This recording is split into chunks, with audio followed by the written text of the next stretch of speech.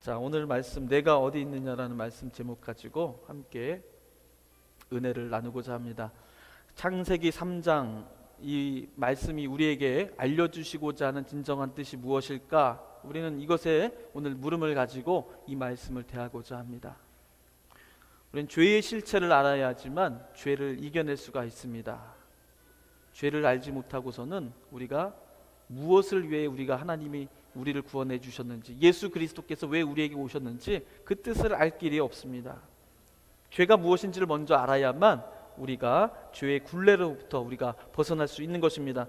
우리는 창세기를 통해서 인간이 피할 수 없는 그 죄의 본질이라는 것, 원죄라는 것이 무엇인지를 오늘 이 말씀을 통해서 깨달아 알기를 바랍니다.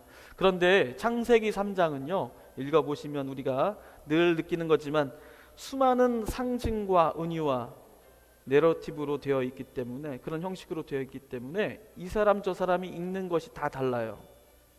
해석하는 것이 다르고, 때로는 어떤 사람은 이 성경 말씀을 본래 성경의 의도와는 전혀 다른 엉뚱한 방식으로 이 성경 말씀을 해석한단 말이죠. 그러다 보니까 창세기가 우리에게 전해주고자 하는 진정한 그 말씀이 뜻이 무엇인지 그걸 깨달아 알지를 못하고 이 말씀을 왜곡해서 엉뚱한 방향으로 이단 사설도 나오고 이런 데서 또한 잘못된 그러한 가르침들이 생겨나곤 하는 것입니다. 오늘 우리 창세기 3장 오늘 읽은 말씀 통해서 우리가 진정으로 우리가 죄라는 것이 무엇인지, 원죄가 무엇이고, 또 우리가 무엇으로부터의 구원을 말하는 것인지를 우리가 분명하게 알기를 바랍니다.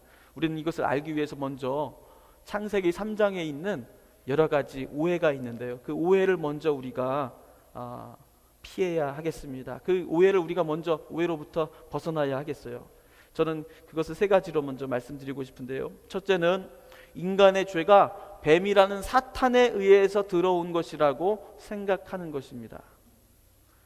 뱀이 하나님의 말씀을 거역하도록 유혹했기 때문에 뱀을 우리는 사탄이라고 그렇게 당연하게 생각을 해왔습니다.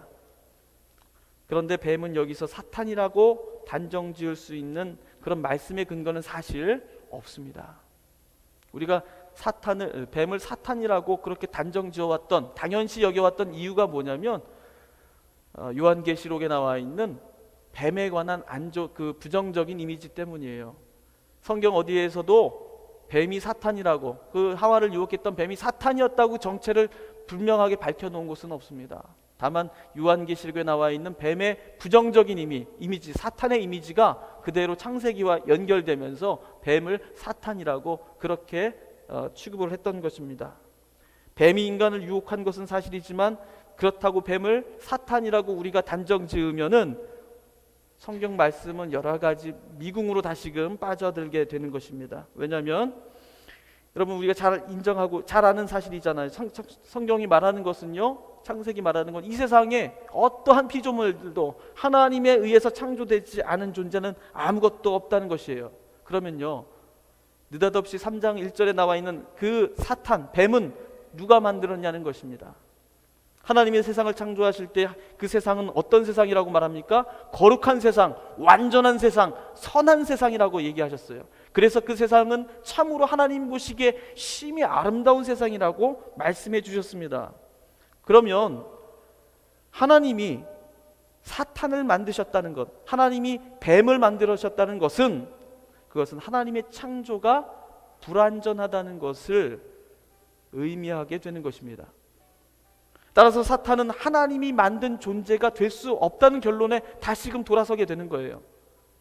그러면 또다시 문제가 생깁니다. 그러면 사탄은 하나님이 만들지 않은 존재, 그 무슨 존재입니까? 스스로 존재하는 존재가 되어버리고 마는 거예요. 이 우주 만물에 스스로 존재하는 자는 누구밖에 없습니까? 하나님밖에 없어요. 그런데 사탄이 스스로 존재하고 스스로 생겨난 것이라고 말한다면 사탄이 뭐가 됩니까? 하나님과 맞먹는 동급이 되고 마는 것이에요.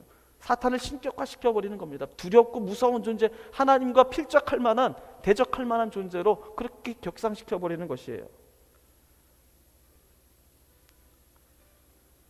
다시 말해서 뱀을 사탄이라고 단정 지으면 하나님의 창조를 불완전한 창조라고 격화시키게 되거나 또는 사탄은 피조되지 않은 스스로 존재하는 신과 같은 존재로 우리는 그 뱀의 존재를 격상시키는 그러한 이중 모순에 우리는 부딪히게 되는 것입니다.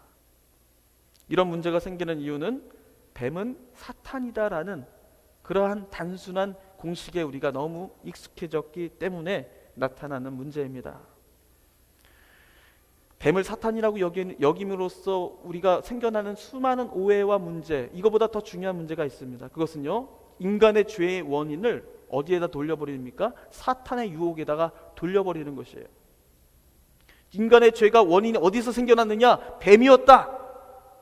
그렇게 출발하면서 인간으로서 스스로 마땅히 책임지고 짊어져야 할, 우리가 그 무게감을 충분히 느껴야만 했던 그 죄를 누구에게 간단히 떠넘깁니까? 바로 사탄이라는 존재에게 단순히 그 책임을 떠넘기고 마는 것입니다. 뱀에게 인간의 죄의 원인을 떠넘겼던 그 선례가 있죠. 하와가 뱀에게 그 잘못을 떠넘깁니다. 그것이 곧 우리의 모습과 같은 것이 된다는 것입니다. 그러므로 우리는 창세기 3장에 등장하는 뱀을 사탄이라고 단순히 여겨왔었던, 습관처럼 여겨왔던 그러한 우리의 태도에서 일단 한 발짝 우리가 물러나는 것이 필요하겠습니다. 그리고 그 실체가, 뱀이 말하려고 하는 그 실체가 무엇인지 우리는 다시 보는 눈이 필요할 것입니다. 그래야만 우리 인간의 원죄가 분명하게 밝혀지는 것입니다.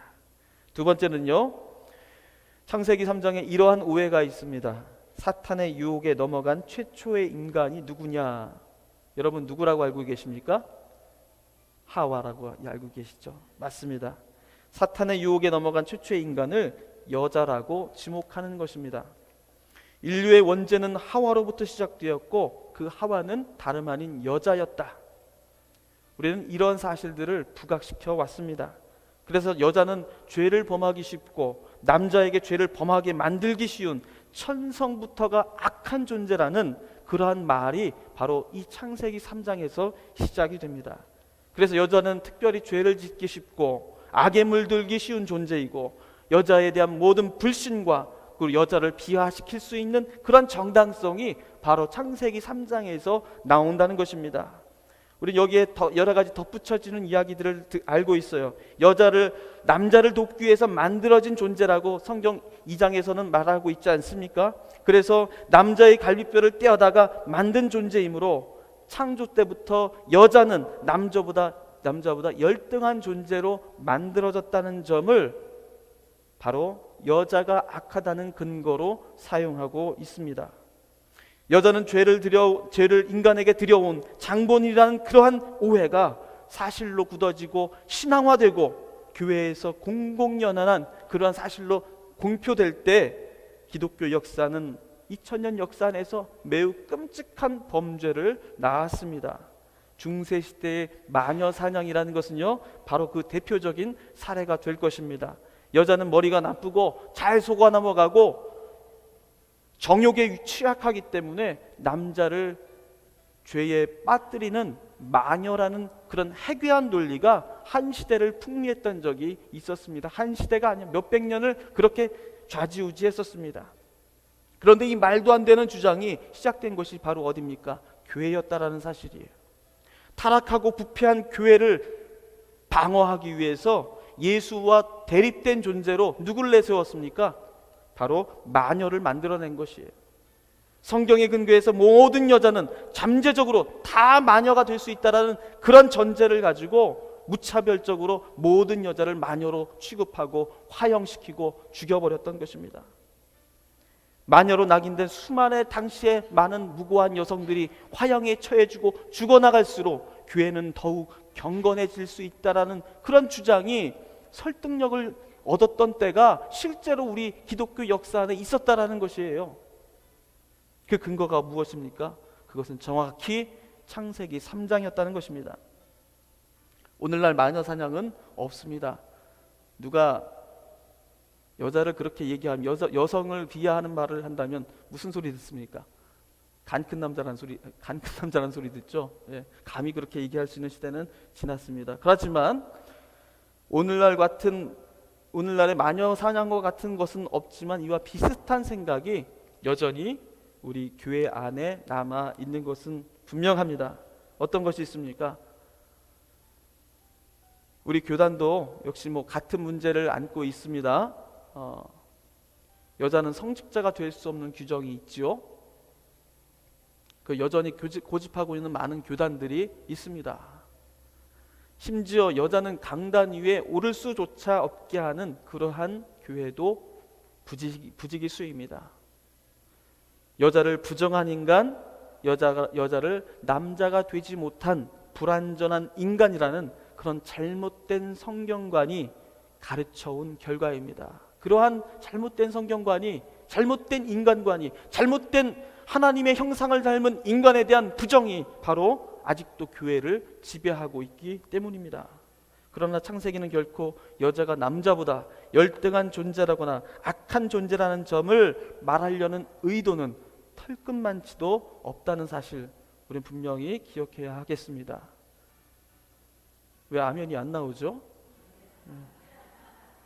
남자분은 여기 저를 포함해서 3명밖에 없는데 여기서는 박수 환호성이 막 터져 나와야 되는 거 아니겠습니까? 예. 여러분 얼마나 억눌리고 살아왔습니까? 여성으로서. 박재수 집사님 탐탁지 않은 눈빛으로 죄송합니다. 농담입니다. 이런 오해가 창세기 3장에서 나왔어요. 그리고 세 번째 하나 더 있습니다. 인간의 죄가 아담으로부터 유전되어 우리에게까지 전해지고 있다는 그러한 오해입니다.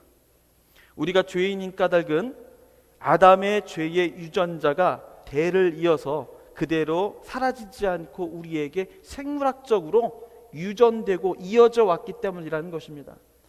자식을 낳으면 부모의 형질이 그대로 자식에게 옮겨지듯이, 담게 되듯이 인류 최초의 조상의 그 죄는 모든 인류의 자손들에게 유전자처럼 그대로 전이된다는 것이에요. 전해지고 있다는 것입니다.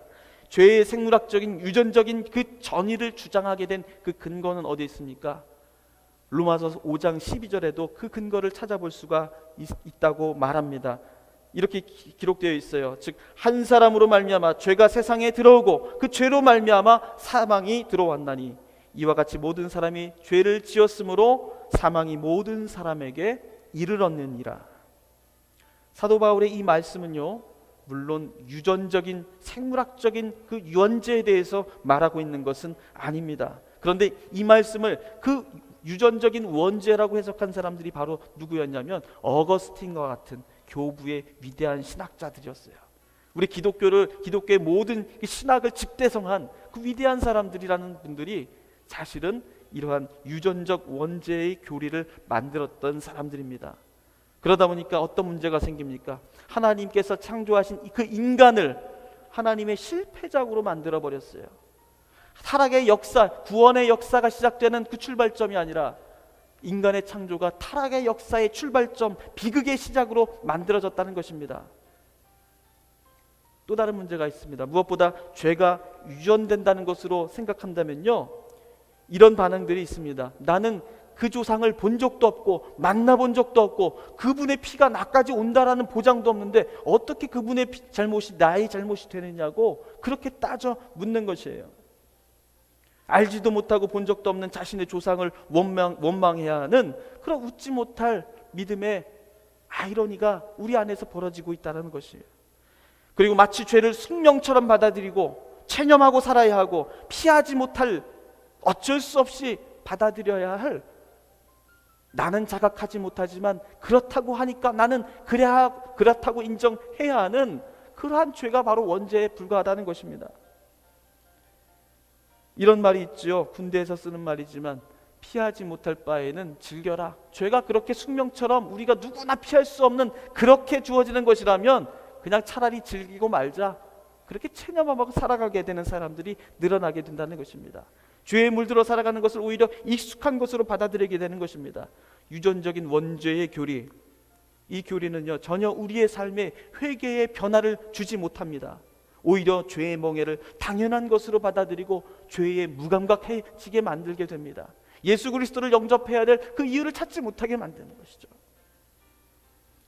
창세기 3장 안에 이러한 여러 가지 오해들이 있습니다. 이러한 오해들은 진정으로 우리가 왜 예수 그리스도를 구주로 영접해야 하는지 그 이유를 불투명하게 만들어주는 이유가 되고 있어 왔습니다. 죄로부터 우리가 왜 벗어나야 하는가, 왜 죄의 굴레를 사슬을 끊고 우리가 자유해야 하는가, 그 이유가, 그 동기가 내 안에서 분명하게 살아있지 못하다는 것이에요. 그래서 하나님의 은혜가 무엇인지 도통 알 수 없다라는 것입니다. 그러면 창세기 3장의 말씀은 인간으로서는 도저히 피할 수 없는 그 원죄라는 것이 도대체 어디서 비롯된 것이고 그 실체가 무엇인가, 우리는 그 뜻을 다시 물어야겠습니다. 선과 악을 알게 하는 그 열매를 먹은 인간에게 도대체 어떠한 죄의 실상이 드러나게 되었다는 말인지를 보자는 것이에요. 3장 1절에서 뱀이 등장합니다. 뱀은 여자에게 묻습니다. 이렇게 묻지요. 하나님이 참으로 너희에게 모든 동산 나무의 열매를 먹지 말라 하시더냐. 뱀이 여자에게 먼저 물어봅니다. 너희더러라는 말을 사용하는 것은요, 너가가 아니라 너희더러라고 사용하는 것은 이 물음이 하와에게만 물어진 물음이 아니라는 것입니다. 남자에게도 함께 물어진 물음이라는 것이에요. 사람에게 접근하는 그 뱀의 말은 참으로 감교하죠. 뱀이 정말 몰라서 그렇게 물었느냐? 아닐 것입니다. 뱀은 분명히 잘 알고 있었습니다. 선악과만 먹지 말라고 하나님이 말씀하셨다는 걸 잘 알고 있어요. 그럼에도 불구하고 모든 동산의 나무를 먹지 말라고 했느냐? 그렇게 되차 물으면서 하나님의 명령을 일부러 가장하고 불신을 조장하는 그런 말을 통해서 사람의 마음을 충동질하는 그런 뱀의 간교한 모습을 볼 수가 있지요. 여자가 이어서 대답합니다. 동산나무의 실과는 우리가 먹을 수 있으나 동산 중앙의 나무의 실과는 하나님 말씀에 너희는 먹지도 말고 만지지도 말라, 너희가 죽을까 하노라 하셨느니라. 이렇게 대답합니다. 하나님께서 이렇게 말씀하셨어요? 만지지도 말고 먹지도 말라고 그랬습니까? 먹지 말라고 그랬죠. 그러한 뱀의 유혹에 이 사람의 반응이라는 것은 거기에 슬슬 넘어가는 조짐을 보이는 겁니다. 하나님의 말씀을 왜곡해서 듣고 왜곡해서 말하는 그러한 현상들이 조금씩 일어나게 되는 것이죠. 근데 우리가 여기서 주목해야 될 것은 여기서 뱀과 여자의 대화에서 사용되는 단어입니다. 여기서 너, 나 이런 말이 사용되지 않았어요. 우리가, 너희가 이런 말들이 사용되었습니다. 물론 대화하고 있는 사람은 누구예요? 뱀과 하와입니다. 하지만 하와는 나라고 얘기하지 않고 우리라고 얘기합니다. 뱀도 너라고 얘기하지 않고 너희라고 얘기를 하는 것이죠. 4, 5절에서 다시 뱀이 유혹합니다. 너희가 결코 죽지 않는다. 저희가 그것을 먹는 날에는 너희 눈이 밝아져 하나님같이 되어 선악을 알게 될 것을 하나님도 알고 그러시는 것이다. 뱀의 말 안에는 역시 너희라는 말이 사용되었습니다. 여기까지 이야기해서 인간을 가리키는 말 우리가 잘 보셨죠? 우리라는 말입니다. 그리고 뱀이 사람을 가리킬 때에도 너희라는 말로 가리킵니다. 대화하는 주인공은 뱀과 여자였지만 뱀 역시 하와를 너희라 부르고 하와 또한 자신을 우리라고 가리킨다는 것이에요. 나와 너를 쓰지 않고 굳이 우리, 너희라는 말로 대화를 이어간 데에는 어떤 특별한 이유가 있을까? 거기에는 매우 중요한 의미가 담겨져 있습니다. 여자와 남자, 즉 인간과 인간의 관계는 2장 18절에서 나와 있는 것처럼 어떤 존재입니까? 창세기 2장 18절에 뭐라고 나와 있습니까? 서로 돕는 존재라는 것이에요. 그런데 돕는 존재라는 말은 어떤 뜻입니까? 여자가 남자를 위해 도와주는 존재로 지음받았고, 그러므로 여자는 남자에게 종속된 존재, 부차적인 존재, 상하의 위계 질서에 있는 그런 관계라는 것을 말해주는 것이 결코 아니라는 것이에요. 우리가 흔히 남자와 여자를 돕는 관계라고 말씀하는 것을 잘못 이해하는 점이 바로 여기에서 나타나는데, 여자는 남자를 위해서 지음받은 사람이라는 말로 해석하는 것이에요. 그러니까 남자가 더 위에 있고 여자가 밑에 있는 거 아니냐, 조수가 아니냐 이거예요, 여자가. 그런데 돕는다는 말로 쓰인 그 히브리어의 사용법을 보면은 전혀 그렇지 않습니다. 돕는다는 말은요, 히브리 말로 에제르라고 사용이 됩니다. 그런데 이 에제르라는 동사는 아주 특별한 동사예요.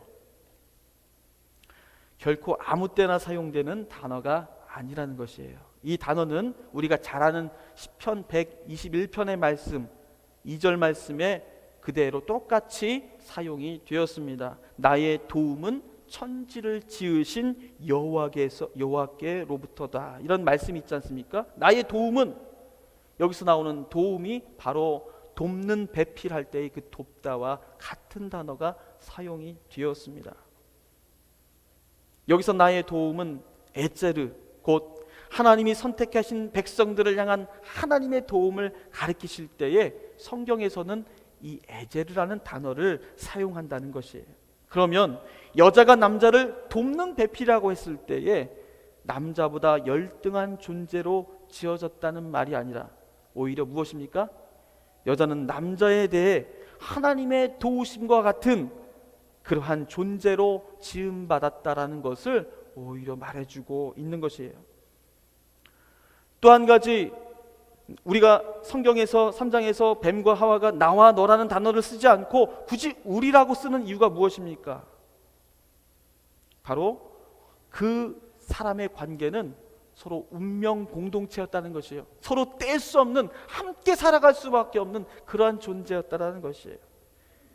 그런 근거로 바로 이러한 사실을 우리가 들어볼 수가 있습니다. 여자가 지어질 때에 남자의 갈비뼈를 통해서 지어졌다는 사실 너무 잘 알고 있잖아요. 그런데 우리는 여기서 한 가지 또한 오해하는 사실이 있어요. 남자의 갈비뼈로 띄어다가 만든 것이 여자기 때문에 얼마나 남자보다 못한 존재냐라고 얘기하는 것이에요.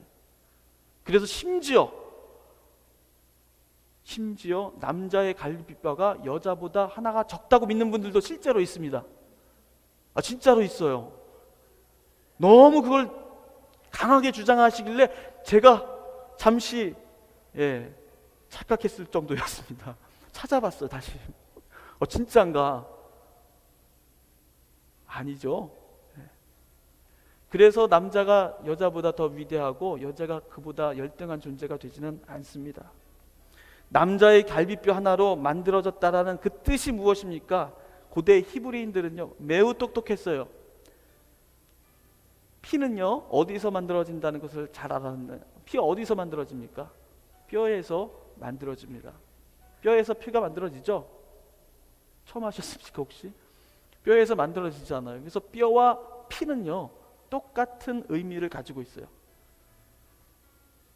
메마른 뼈들의 생기가 돌아난다는 그 말씀, 에스겔 말씀이 있지 않습니까? 그 말씀은 뭐예요? 돌아난다는 건 생명이 숨쉬고 다시 활기를 찾는다는 것이에요. 새 생명을 얻는다는 것입니다. 그러므로 여자를 지을 때 남자의 뼈를 취하여, 갈비뼈를 취하여 여자를 만들었다는 것은요 바로 남자의 생명을 함께 공유하고 있는 존재라는 것을 말하려고 하는 것이에요. 여자가 남자보다 못한 존재로 그까지 뼈 하나로 만들어진 존재라는 것을 말하려는 것이 아니라는 것입니다. 남자와 여자는 같은 뼈를 함께 가지고 태어난 존재라는 것, 생명을 함께 나누고 함께 생명을 살아가야 할 존재라는 것을 그 뼈를 통해서 말해주고 있는 것입니다. 남자와 여자의 관계는 인간이 상상할 수 있는 모든 관계 중에 가장 친밀하고 가장 가까운 관계, 하나된 관계라고 보는 것이에요. 이것은 남자와 여자가 그 선악과를 먹기 전까지 틀림없는 사실이었고 누구나 그 사실을 부정할 수 없었고, 심지어 뱀조차도 때문에 너라고 말하지 않고 너희라고 계속 줄기차게 불렀던 것입니다. 선악과를 먹기 전까지 남자와 여자, 인간과 인간, 사람과 사람은 공동의 운명, 공동의 생명을 타고난 존재이기 때문에 너와 나라는 단어 자체가 존재하지 않았다는 것이에요. 그런 개념 자체가 그 상황에는 분려지지 않았다는 것입니다. 따라서 서로의 몸을 부끄러워할 이유가 전혀 없었던 것이에요. 그러나 선악과를 먹고 난 3장 6절 이후부터 남자와 여자, 인간과 인간의 관계는 모든 것이 완전히 바뀌어 버리고 맙니다. 어떻게 바뀌어 버렸습니까? 7절 말씀에 이렇게 나와 있습니다. 눈이 밝아지고 선과 악을 알게 되리라는 그 뱀의 말대로 그들은 자신의 몸이 부끄러운 벗은 줄 알고 부끄럽게 되었다는 것이에요. 열매를 먹고 나서 눈이 밝아지게 되고 선과 악을 알게 되었다는 것입니다. 그들은 하나님이 창조하신 이 세상, 이 세상을 선과 악으로 감히 나누어 보게 되었다는 것이에요. 자기에게 좋은 것은 선이고 자기에게 괴로운 것은, 안 좋게 여겨지는 것은 악이라고 과감하게 그것을 판단해 버린 것입니다. 그렇게 해서 먼저 보게 된 그 선과 악의 구분이 바로 자신들의 몸이었다는 것입니다. 열매를 먹기 전에 서로의 몸은 구분되어 있지 않았습니다. 따로 불려지는 존재가 아니었습니다. 늘 우리라고 불려졌습니다. 그래서 서로의 몸은 부끄러움의 대상이 아니었지만 이제 선악을 알게 되고 나서 사람의 관계는 나와 너의 관계로 완전히 끊어지고 말았습니다. 내 것이 먼저고 너의 것은 나중에 문제가 되었습니다. 내가 사는 것이 먼저이고 너의 사는 문제는 내 알 바가 아닌 것이 되었던 것이죠. 함께 스스럼 없이 지냈던 관계는 서로를 경계하고 서로의 차이를 구별하고 숨기고 가리고 따로 떨어져 지내는 사이로 변질되었다는 것입니다. 9절에 부끄럼 속에 숨어 있던 아담을 찾는 하나님의 음성이 들립니다. 뭐라고 말씀하십니까? 바로 내가 어디 있느냐?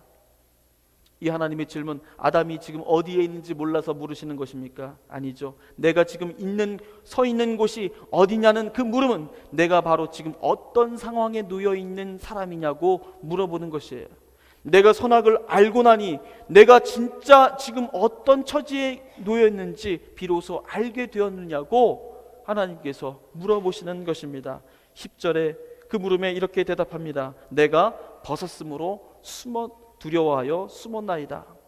내가 벗은 몸이라는 것은 내가 누구에게도 의지하지 못하고 함께 살아가지 못하고 도움을 주고받지 살지 못하고 홀로 내버려진 존재라고 여기게 되었다는 것입니다. 옷이라는 것은 무엇을 탑니까? 옷은 자신을 보호하는 것이에요. 자기 옷을 입어야만, 우리는 옷을 입지 않고서는 추위와 어떠한 어려움들 이런 거 견디지를 못하지 않습니까? 죄를 짓기 전에 최초의 사람들은 서로를 의지하고 서로를 함께 살아갈 수 있게 하는 그런 존재로 태어났기에 벗은 몸이 문제가 되지 않았다는 것이에요. 하지만 자신이 선과 악을 나누어 보고 자신의 이익에 눈이 멀게 되는 순간부터 너의 몸이 분리되고 자기의 벗은 몸이 나약하고 부끄럽다는 사실을 비로소 알게 됐다는 것입니다. 여기서부터 아담이 사용하는 말의 선택이 달라집니다. 이전까지 그들은 자신을 가리킬 때 우리라고 말했습니다. 그러나 이제부터는 나라고 말합니다. 내가 벗었으므로 숨었다라고 하나님께 그렇게 이실직고 하지 않습니까? 우리의 관계가 나와 너로 뒤바뀐 이 관계, 여러분 여기서부터 우리 죄의 시작, 그 죄의 실체가 드러나는 것입니다. 왜 여러분 나와 너로 뒤바뀐 이 관계가 문제가 된다는 것입니까? 왜 죄의 실체를 폭로하는 이 말씀이라고 우리는 봐야 한다는 것입니까? 이에 대한 대답이 12절에 나와 있습니다. 하나님이 주셔서 나와 함께 있게 하신 그 여자, 그가 그 나무 열매를 내게 주었으므로 내가 먹었나이다. 하나님은 더 이상 아담은 더 이상 하와를 함께 살아가는 존재로 여기지 않습니다. 그 여자가 주었기 때문에 내가 단지 먹었다고 말하는 것입니다. 그 여자와 나는 전혀 다른 존재임을 하나님 앞에서 스스로 인정하고 말아버린 것입니다. 서로 돕는 관계, 살리는 존재가 아니라 서로 탓하고 원망하고 잘못을 떠넘기는 부정의 관계가 되어버린 것입니다. 이뿐이 아니죠. 아담 자신을 위해서 지어주신 배필인 그 하와가 바로 자신이 이런 상황에 처하게 된 장본인이라는 것을 말한 것에 이어서 하와를 만들어주신 그 하나님에게도 책임이 있지 않느냐라고 하나님을 원망하고 있습니다. 이렇게 말하고 있습니다. 하나님이 주셔서 나와 함께 하신 여자 그가, 그게 무슨 말이에요? 내가 죄를 짓게 한 것은 하와이고 그 하와는 하나님이 만들어 주셨으니 하나님에게도 그 책임이 있지 않느냐고 그 잘못을 묻는 것이에요. 사람과 사람의 관계가 파괴된 그 인간의 현실은 이 땅의 문제만에 그치는 것이 아닙니다. 그것은 하나님과 인간의 관계가 무너지는 결과로 이어지게 된다는 것이에요. 하와도 결코 만만하지는 않았습니다. 잠자코 있지 않았습니다. 하와는 자신에게 돌아온 책임 추궁을 누구에게 떠넘깁니까? 뱀에게 떠넘깁니다. 13절에 이렇게 기록하죠. 여호와 하나님이 여자에게 이르시되 내가 어찌하여 그렇게 하였느냐? 여자가 이르되 뱀이 나를 꾀므로 내가 먹었나이다.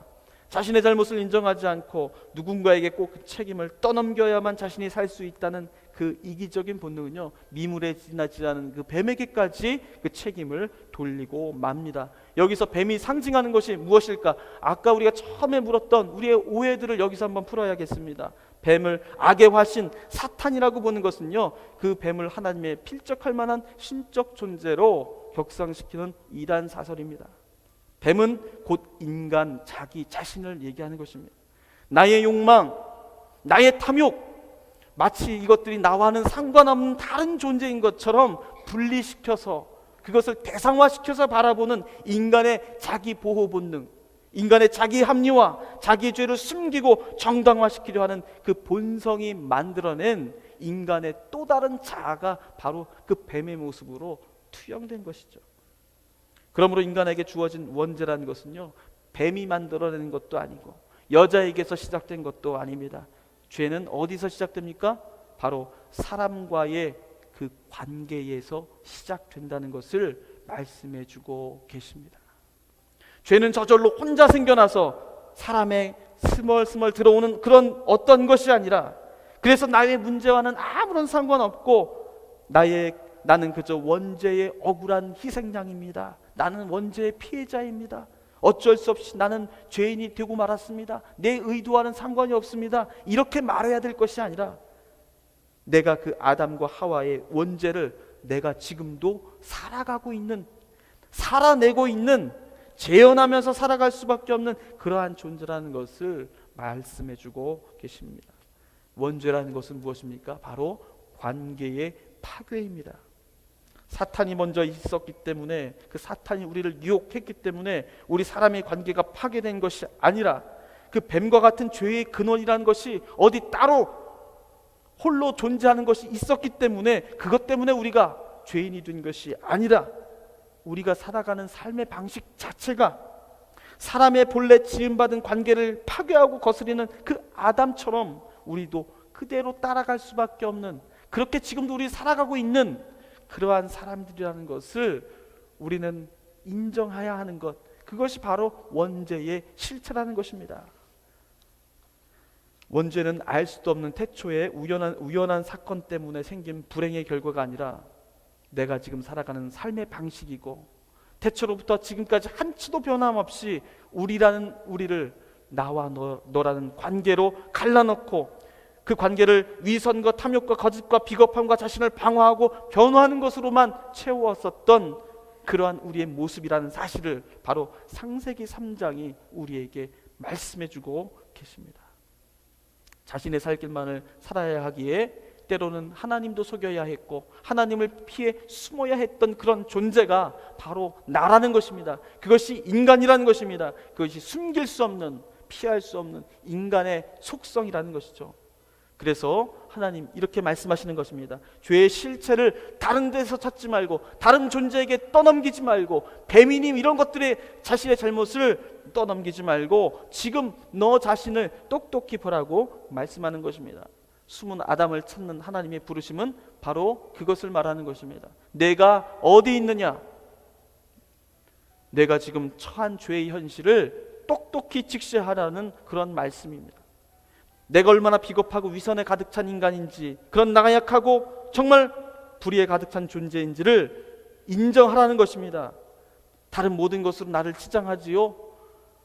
어느 사람은 돈으로 치장할 수도 있고, 어떤 사람은 지식으로, 학력으로, 명예로 자신을 치장할 수 있습니다. 하지만 그 치장 이면에 회칠한 무덤과 같은 그 인간의 마음 안에는 바로 그런 더러운 인간의 모습이 숨겨져 있다는 것입니다. 자신에게 주어질 유익을 위해서 하나님의 형상대로 지음받고 서로 살아가도록 지어주신 그 사람을, 상대를 판단하고 비난하고 모함하고 비하하는 우리의 비참한 존재의 그 실상을 똑똑히 제대로 인정하면서 보라는 것이에요. 그래서 사도 바울은 로마서 7장 24절에서 이렇게 고백하고 있지 않습니까? 내 속 사람으로는 하나님의 법을 즐거워하지만, 나는 하나님의 법을 즐거워하는 사람이라고 그렇게 말을 합니다. 하지만 내 지체 속에서 다른 한 법이 내 마음의 법과 싸워서 내 지체 속에 있는 죄의 법으로 나를 사로잡는 것을 보는도다. 하지만 난 그렇게 살아갈 수 없다는 것입니다. 그래서 오호라 나는 곤고한 사람이로다. 이 사망의 몸에서 누가 나를 건져내랴. 나는 참으로 비참한 사람이다. 바울은요, 자신의 실체를 너무나도 잘 알고 있었습니다. 내가 비록 그리스도의 사도라고 불리는 사람이지만 내 안에 있는 원죄라는 것이 무엇인지, 내가 그렇게 살아가고 있는 그 모습을 통해서 이 사도 바울은 너무나도 분명하게 알고 있었습니다. 나는 참으로 비참한 사람이구나, 나는 참으로 곤고한 자로구나, 이러한 탄식이 그의 입에서 나왔다는 것입니다. 우리는 내가 지금 어디 있느냐라는 하나님의 물음을 듣고 있습니다. 우리는 이렇게 대답해야 합니다. 나는 참으로 비참한 자리에 서 있는 죄인입니다. 내가 이 살아가는 자리가 곤고한 자리고 이 비참한 자리임을 내가 깨닫고 인정하는 그 절박함이 나에게 있어야 합니다. 내가 잘난 맛에 살아가고 너 없이도, 하나님 없이도 나는 얼마든지 살아갈 수 있다라는 그 자만과 오만의 자리에서 즉시 무릎을 우리가 꿇어야 한다는 것입니다. 자신의 서 있는 자리가 비참할수록, 죄의 사슬에 묶여있는 그 엄혹한 자리임을 내가 알면 알수록 하나님의 은혜는 더욱 귀하게 다가오는 것이기 때문입니다. 하나님의 은혜를 진정으로 간구할 수 있는 것입니다. 여러분, 우리의 자리가 어떤 자리인지 먼저 분명하게 알기를 바랍니다. 그리고 그 자리로부터 우리가 벗어나려는 치열한 노력이 필요합니다.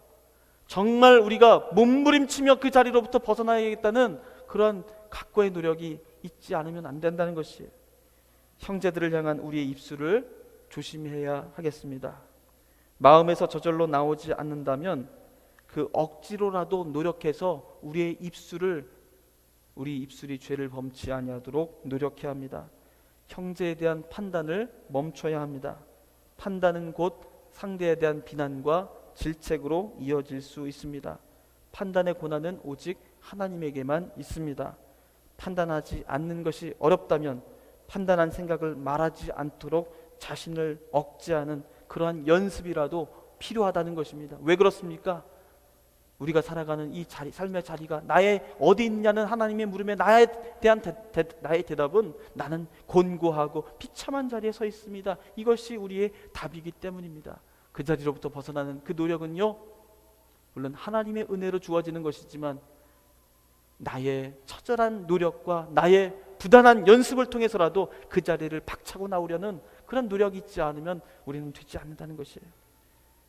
마침내 그 죄로부터 벗어나는 것, 그것은 오직 예수 그리스도를 만나는 것으로만 이루어집니다. 예수 그리스도를 통해서만 우리는 더 이상 죄의 법에 묶여있지 않고 성령의 법으로 살아가는 자유한 몸이 되는 것입니다. 여러분, 교회라는 곳은 어떤 곳입니까? 하나님의 천국 백성이 살아가는 그런 곳 아니겠습니까? 그 기쁨을 맛보고 살아가는 곳이어야 되는 것이 아니겠습니까? 우리 안에 그런 원죄의 사슬이 당연한 것처럼 늘 있어왔던 익숙한 것으로 받아들여지지 않기를 바랍니다.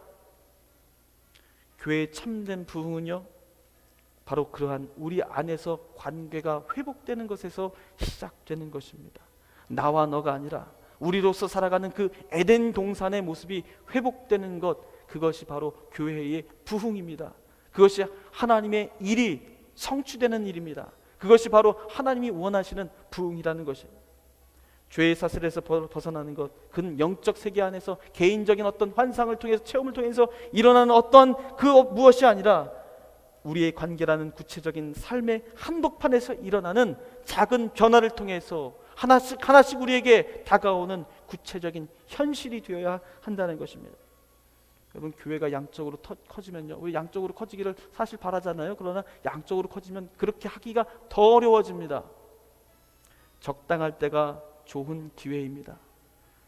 다른 양적인 변화도 중요하지만 우리 안에 있는 관계의 작은 변화와 회복을 통해 우리가 그 원죄로부터 즐기고 그 즐긴 인연으로부터 우리가 벗어나려는 우리의 진정한 노력과 또 하나님의 은혜를 간구하는 우리의 간절함이 우리에게 있어야 할 줄로 믿습니다.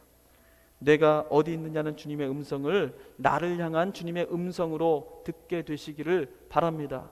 그리고 내가 그 자리에서 벗어나기 위해 나는 지금 무엇을 해야 하는지 그 작은 실천, 그 작은 변화를 주님 앞에 결단하시기를 간절히 축원합니다. 기도하겠습니다.